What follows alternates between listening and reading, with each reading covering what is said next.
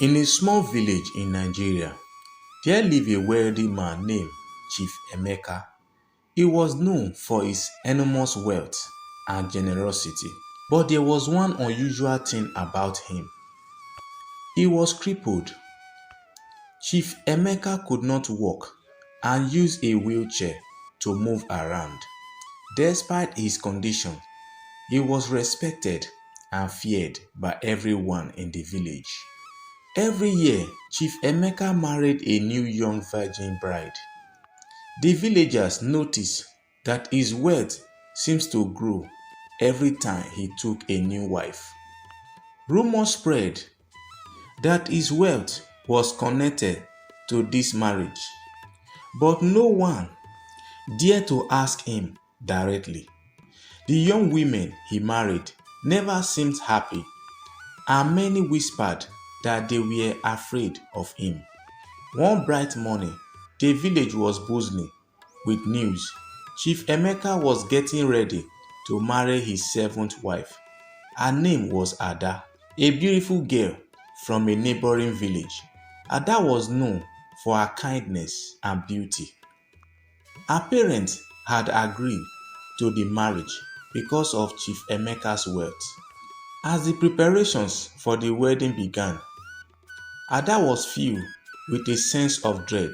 She had heard strange stories about Chief Emeka and his wives. Some said that his previous wife had all disappeared shortly after the wedding. Others whispered that they had seen strange lights coming from his mansion at night.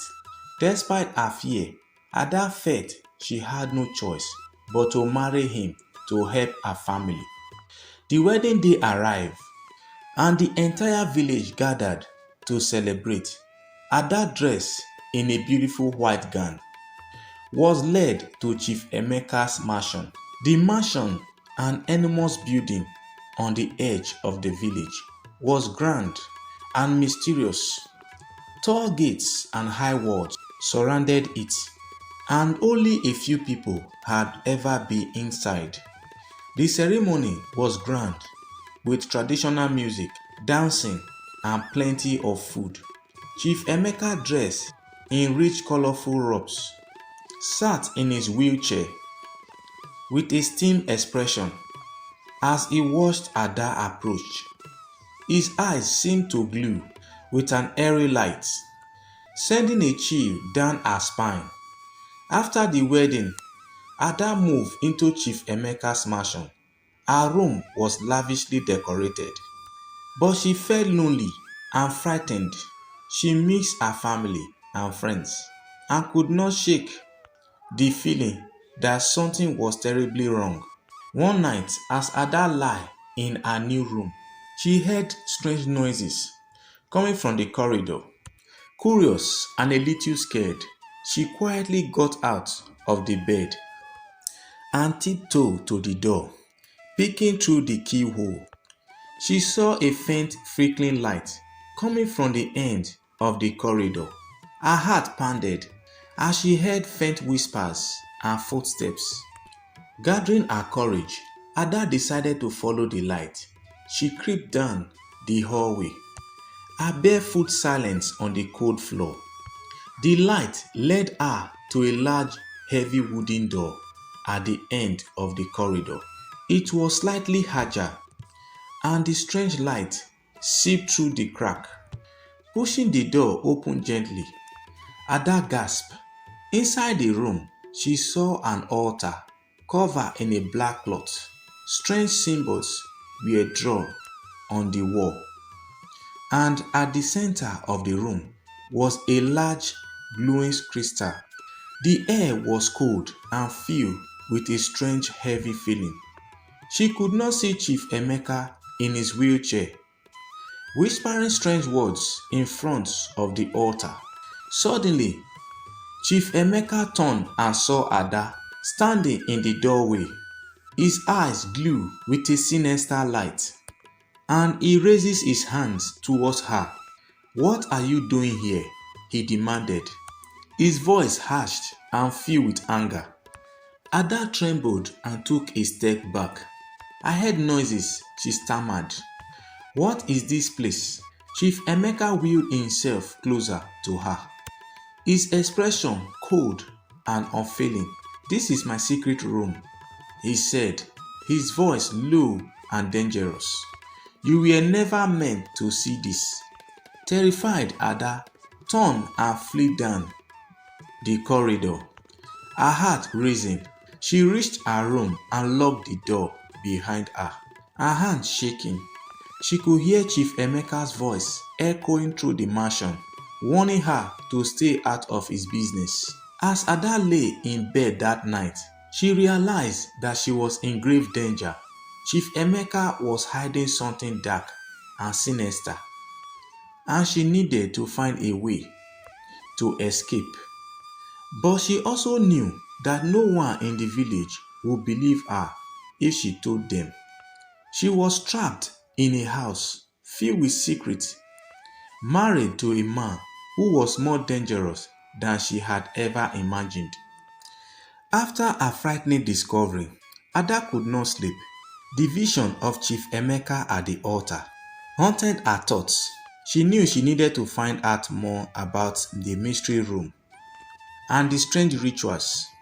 As dawn broke, she resolved to be conscious and gather as much information as possible before making any hasty decision.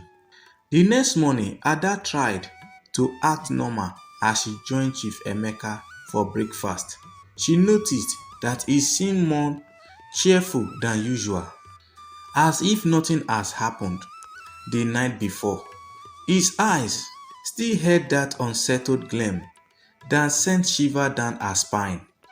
Ada, my dear, Chief Emeka said, smiling warmly, I hope you are getting used to your new home. If there is anything you need, do not hesitate to ask. Ada forced a smile. Thank you, Chief. The house is very interesting.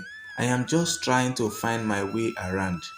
Chief Emeka nodded, his gaze lingering on her for a moment, longer than necessary. Good, make yourself comfortable, but remember there are certain places in this house that are off limits.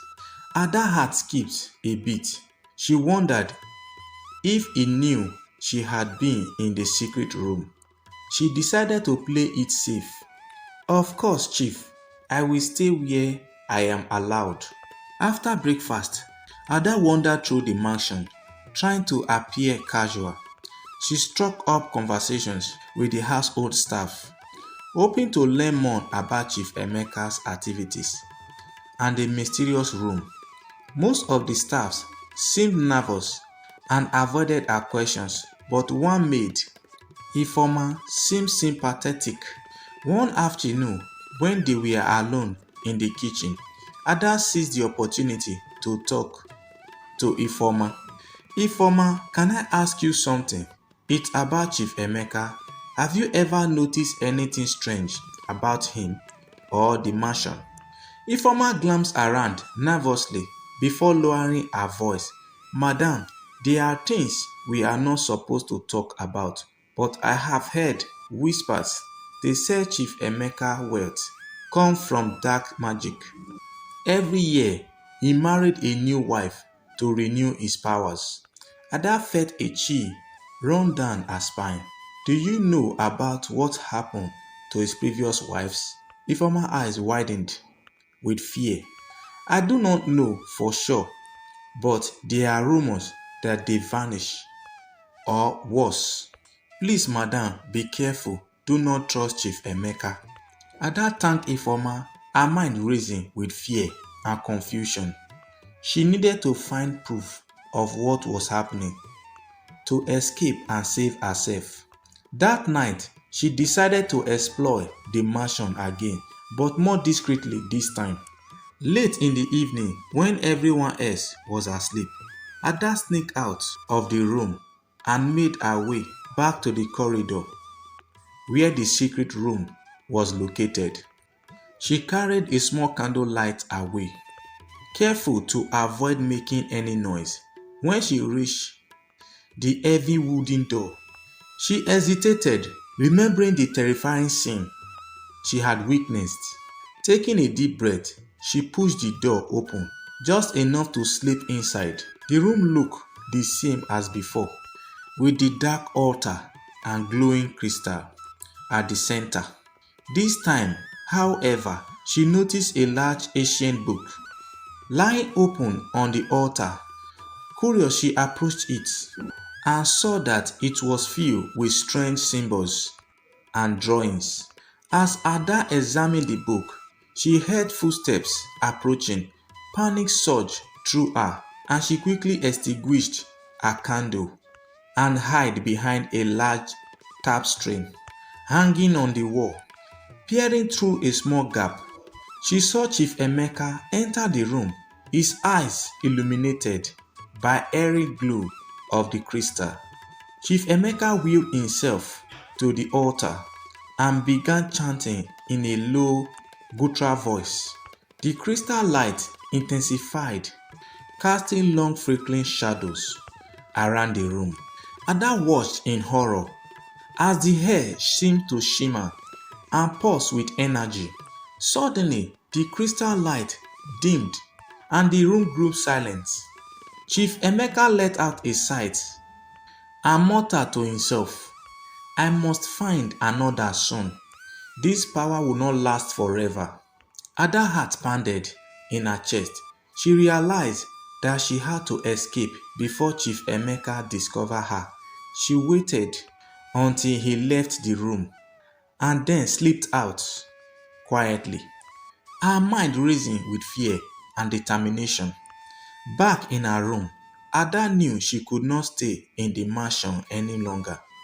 She needed to find a way to escape and warn others about Chief Emeka's dark secrets.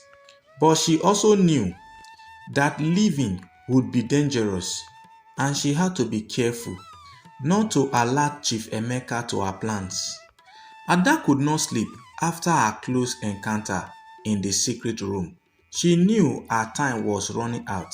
Chief Emeka's cryptic words echoed in her mind. "I must find another soon. This power will not last forever." Determined to escape, Ada carefully devised a plan. She needed to gather evidence against Chief Emeka and find a way to contact her family for help. The next morning, Ada feigned illness to avoid Chief Emeka's suspicious gaze. She spent the day gathering any clues she could find and secretly writing a letter to her family, describing the horrors she had discovered. While Ada was pretending to be sick in her room, Ifeoma brought her a lunch.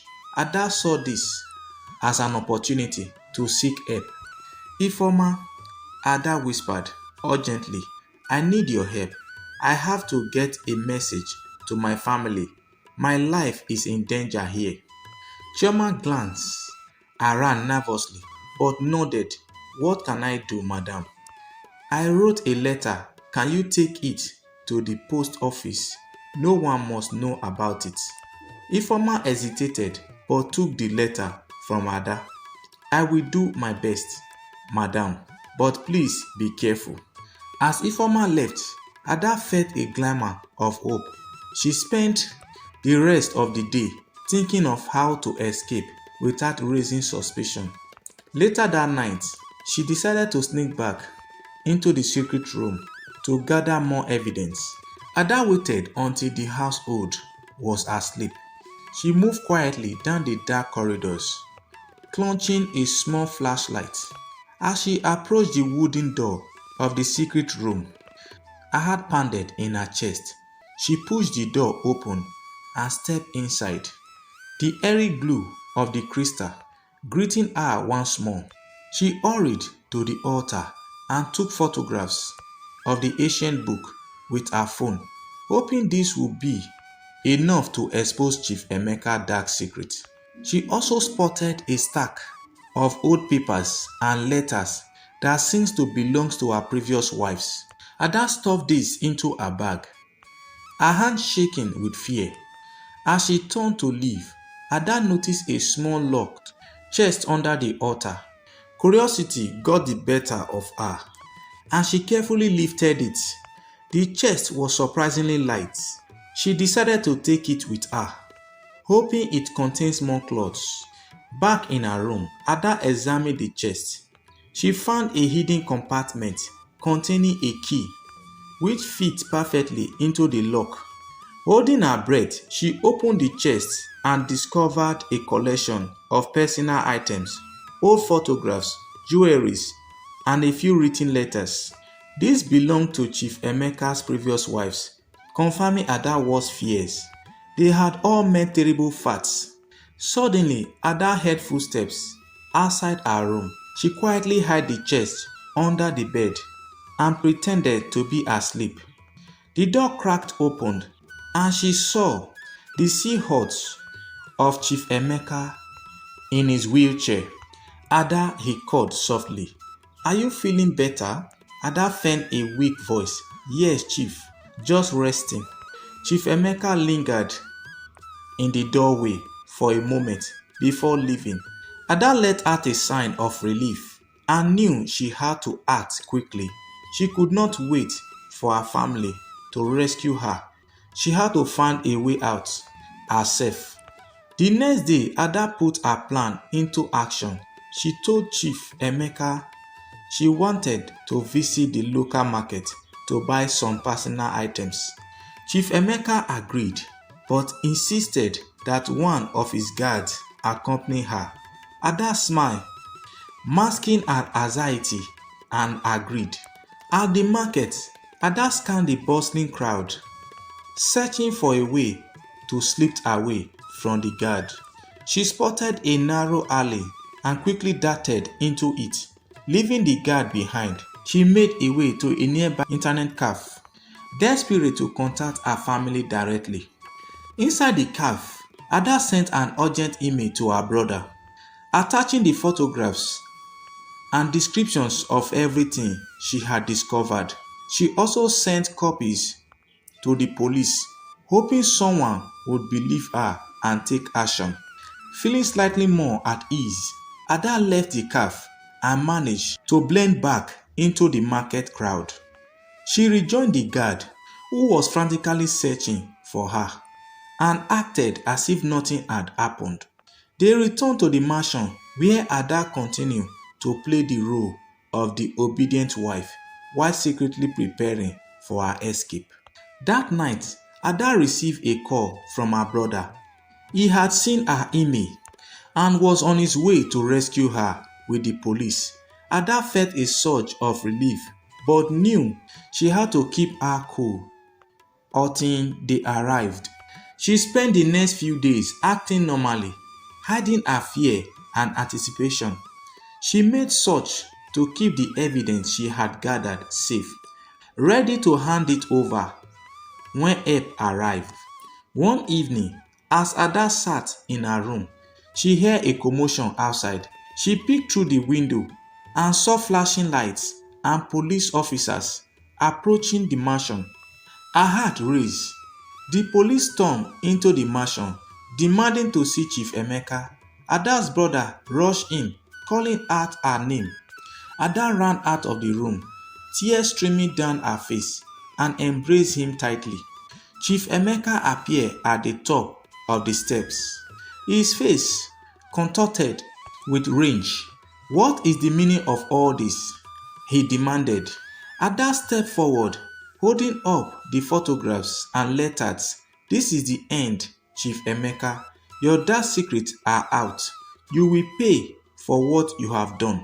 Chief Emeka's eyes widened in shock and fear as the police officers advanced. He tries to flee, but the officers quickly restrained him. Ada watched as they led him away, feeling a mix of relief and triumph. As Chief Emeka was taken into custody, Ada realized that she was finally free. She hugged her brother tightly, grateful for his support. Ada had panted as she watched Chief Emeka be led away by the police. His usual confidence and commanding presence was replaced by a look of shock and fear. The mansion which once felt like a guided cage, now seemed to echo with the possibility of freedom. "Thank you," Ada whispered to her brother Chidi, her voice trembling with relief. Chidi hugged her tightly. "You are safe now, Ada. Let's get you out of here." As they stepped outside, the police had already started searching the mansion for evidence. The flashing lights and murmurs of crowd outside added to the surreal feelings of the moment. Ada looked back at the grand mansion one last time, hoping she had seen the last of its dark secrets. Once they reached Chidi's car, he handed Ada a warm blanket. "You must be freezing. Let's get you home." As they drove away, Ada recounted everything that had happened in the mansion, the hidden room, the strange rituals, and the eerie document she had found about Chief Emeka's previous wives. Chidi listened intently, his face growing more concerned with every detail. "This is unbelievable," Chidi said, shaking his head. "How could he have kept this hidden for so long?" Ada sighed. "Power and wealth can hide many things, Chidi. I just hope the police found enough evidence to keep him behind the bar." When they reached their family home, Ada's parents rushed out to meet them.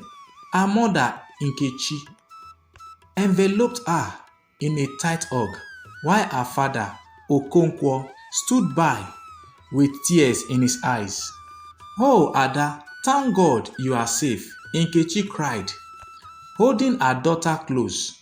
"We were so worried." "I am okay now, Mama," Ada reassured her, though her voice still quivered. "It's over." Inside, the family gathered around the table over a comforting meal. Ada told them about her ordeal in details, with Chidi adding what he knew. Their parents listened with mix of horror and relief, grateful that their daughter has escaped such a perilous situation. "We must make sure this man never harmed anyone else," Okonkwo said, his voice firm. "I will speak to the police tomorrow and offer any help we can give." Later that evening, after everyone had gone to bed, Ada lay awake, her mind racing. The fear and tension of the past weeks slowly began to melt away, replaced by a conscious hope she had survived Chief Emeka's terror. But she knew she had to stay vigilant. The following day, Ada received a call from Inspector Ojo, the officer leading the investigation. "Miss Ada, we have uncovered substantial evidence at Chief Emeka's mansion. We believe his rituals were not only for wealth, but also to manipulate and control his wives." Ada shivered at the thought. "What happens now, Inspector?" "We will continue gathering evidence and testimonies," Inspector Ojo explained. "Your cooperation will be crucial in this trial. Chief Emeka will face charges, and we aim to ensure he cannot harm anyone again." "Of course, I will help in any way I can," Ada replied, determined to see justice served. Over the next few days, Ada worked closely with the police. She provided details, accounts of her experience, including the mysterious documents and the secret room. Meanwhile, news of Chief Emeka's arrest spread throughout the community, shocking everyone who had seen him as a respected and wealthy figure. One evening, Ada was at home when she received a call from Ifeoma, her maid, at Chief Emeka's mansion. "Madam, I am so glad you are safe," Ifeoma said, her voice trembling. "I was so scared for you." "Thank you, Ifeoma," Ada replied warmly. "Your help was invaluable. You saved my life." Ifeoma hesitated. "Madam, there is something I did not tell you. I found a hidden drawer in Chief Emeka's office after you left. It contains documents about his wealth and something else. I think you should see it." Ada felt a chill run down her spine. Can you bring them to me? Yes, madam. Ifeoma agreed. I will bring them tonight. True to her word, Ifeoma arrived at Ada's home later that evening, carrying a small box filled with papers. As they went through the documents together, Ada discovered records of financial transactions and a list of names. Each one matched the other name of a missing woman from the past years. We need to take this to the police, Ada said, her voice steady despite her growing unease. This could be the evidence that finally put him away for good. The next morning, Ada handed the box to Inspector Ojo, who thanked her for her continued cooperation. The evidence would strengthen the case against Chief Emeka, ensuring that he faced justice for his crime. As weeks passed, the investigation into Chief Emeka's activities deepened.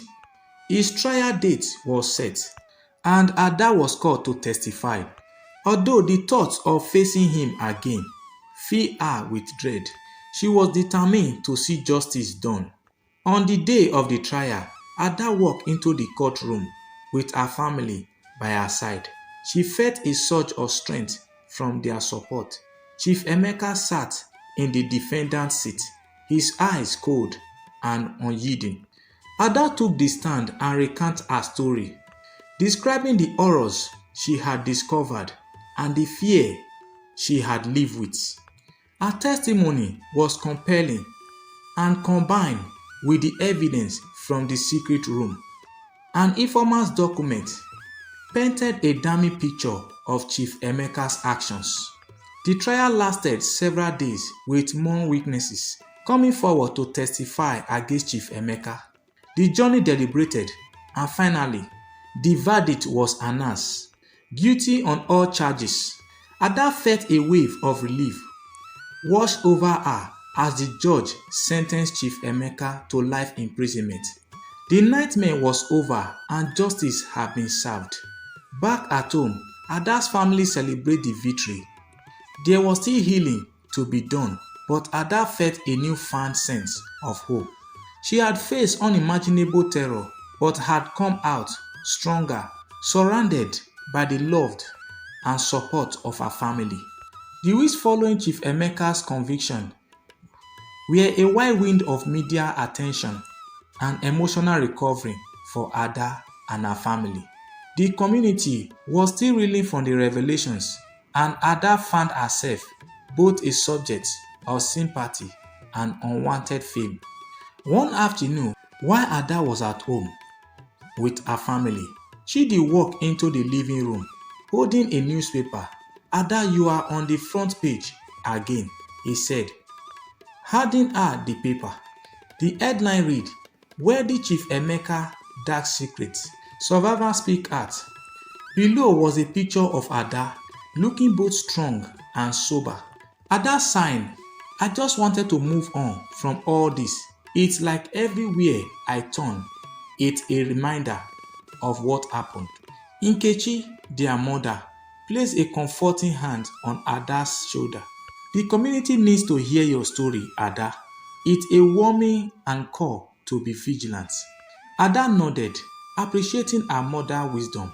Although she still longed for normalcy, she had started seeing a counselor to help process her trauma and find a way to rebuild her life.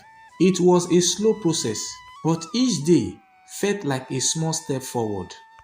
Despite the healing, Ada could not shake the feeling that something was still unresolved. Late one evening, as she sat by the window, watching the stars, a thought occurred to her. She had not yet found out what had happened to Chief Emeka's previous wife. Where were they? Were they still alive? And if so, where could they be?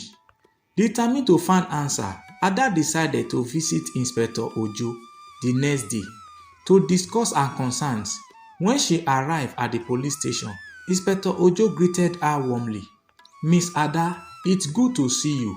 How are you holding up? He asked. I am doing better, thank you, Ada replied. But there is something that has been bothering me. What happened to Chief Emeka's previous wives? Are there any leads on their whereabouts? Inspector Ojo's expression turned serious. We have been investigating, but so far there is no concrete information about their whereabouts. Many of the documents were destroyed, and Chief Emeka has not been cooperative. At that front, I think there might be more hidden at the mansion. What if their claws were missed? Inspector Ojo considered this for a moment. It's possible. We will arrange another search of property in the meantime. If you remember anything else, even the smallest details, let us know. A few days later, Inspector Ojo contacted Ada to accompany them to the mansion. Ada felt a mix of dread and determination as she returned to the place that had once been her prison. The police, along with Ada, conducted a thorough search of the mansion. In a hidden apartment beneath Chief Emeka's desk, they found a set of old photographs and jotters. The photographs show the previous wives all looking young and frightened. The jotter, written in Chief Emeka's cryptic handwriting, details his rituals and hinted at a location outside the town. Ada shivered as she read the entries. It mentions a cabin in the forest, she said, pointing to a page. Could that be where they were taken? Inspector Ojo's eyes widened. We will investigate immediately. A search party was quickly organized, and Ada insisted on joining them. They drove to the forest on the outskirts of the town. The moon tense and hopeful. As they navigated the winding paths, the forest grew denser, the air thick with anticipation. Eventually, they arrived at a clearing. In the center stood a dilapidated cabin, almost hidden by overgrown vines and trees. The officers approached cautiously, their flashlights cutting through the gloom. Inside the cabin, they found evidence of recent habitation, blankets, cloths, and faint signs of life. Ada's heart raced as they searched the small space. Finally, in a back room, they discovered a hidden trapdoor. Opening it, it revealed a narrow staircase leading down into a dimly lit underground room. The air was musty and cold. As they descended, they found a large chamber and old tattered belongings. Suddenly, Ada gasped. Huddled in a corner were several women, looking frail and frightened. One of them, her eyes wide with fear and hope, whispered, "Who are you?" Ada stepped forward, her voice gentle. "I am Ada. We are here to help. You are safe now." Tears filled the woman's eyes as the realization of their rescue sank in. The officers helped them out of the underground room, providing blankets and water. Ada felt a surge of relief mixed with sadness as she watched the woman. Chief Emeka's previous wife emerged from the long nightmare. The secure operation was a success, and the woman were taken to a nearby hospital for medical care and psychological support. As they were treated, Ada stayed close by, offering comfort and reassurance.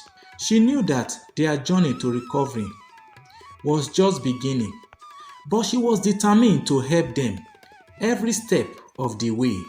Back at home, Ada's family rejoiced at the news of the rescue. Okonkwo, her father, hugged her tightly. "You did something incredible, Ada. You gave those women a chance at a new life." Ada smiled through her tears. "I just hope they can find peace after everything they have been through." As the days passed, Ada continued to support the rescue women, visiting them, helping them adjust to their newfound freedom. The media coverage brought attention to their plight, leading to a surge of community support and determinations to help them rebuild their lives. Ada's efforts did not go unnoticed. She received a commendation from the town for her bravery and resilience. Though she felt undeserving, she accepted it on all behalf of all women who had suffered under Chief Emeka's control. As the town began to heal, Ada found solace in knowing that justice had been served and that she had played a role in bringing hope to those who needed it most. In the days following the rescue, the town of Amoeke was a hive of activities. The media coverage had turned Ada into a local hero, and the rescue women were gradually regaining their strength and sense of self. But amidst the gratitude and attention, a lingering shadow of unease remained. Ada continued her visits to the hospital, forming bonds with the women who had once shared her facts. Each of their stories was heartbroken testament to Chief Emeka cruelty. As they recovered, Amaka, along with the police, helped them reconnect with their families or find new beginning elsewhere. Thanks guys for watching this video. Do not forget to subscribe to this channel to support us, like, share, and do not forget to drop your comment below. And do not forget to tell us the country or the city you are watching from. Thank you guys. We love you all.